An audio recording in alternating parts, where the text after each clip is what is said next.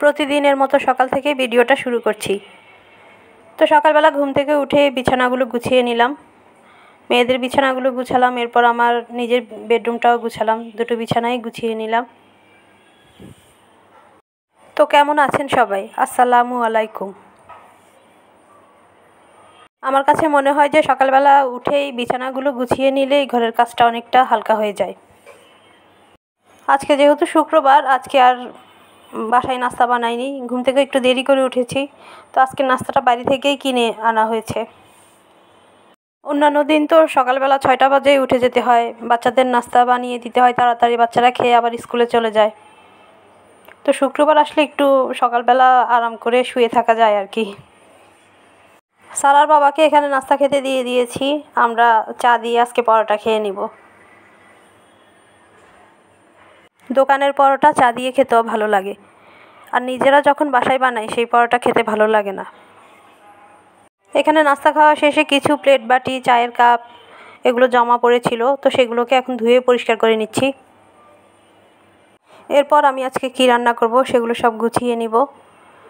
আজকে যেহেতু শুক্রবার, জুম্মার দিন, আমাকে তাড়াতাড়ি রান্নাটা শেষ করে নিতে হবে, না হলে সারার বাবা নামাজ পড়ে এসে যখন দেখবে আমি এখনও রান্না শেষ করিনি, এখনও টেবিলে খাবার দিইনি, চোখগুলো পুরো রসগোল্লার মতো করে ফেলবে।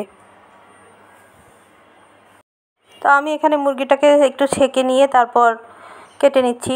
মুরগিটাকে ড্রেসিং করে আনা হয়েছিল, তারপরেও মুরগির গায়ে এখনও ছোট ছোট পালক রয়ে গিয়েছে, তো এই জন্য আমি একটু সেঁকে নিয়েছি। এখন মুরগিটাকে কেটে কুটে নিচ্ছি, তারপর আমি রান্না করব।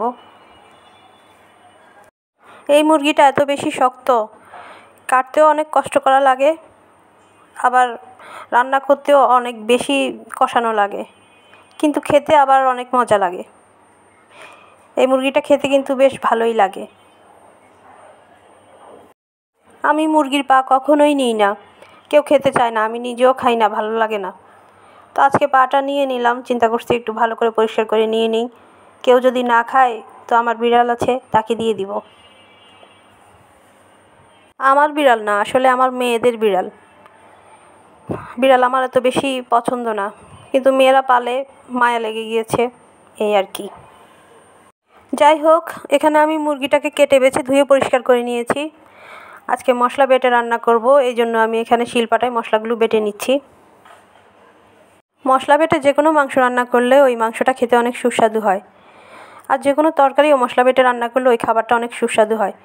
কিন্তু আমরা তো এখন সময় স্বল্পতার কারণে মশলা আর বাটাবাটি করি না, আগেই ব্লেন্ডারে করে ফ্রিজে রেখে দিই, তারপরে রান্নাবান্না করি আর কি ওই মশলা দিয়ে।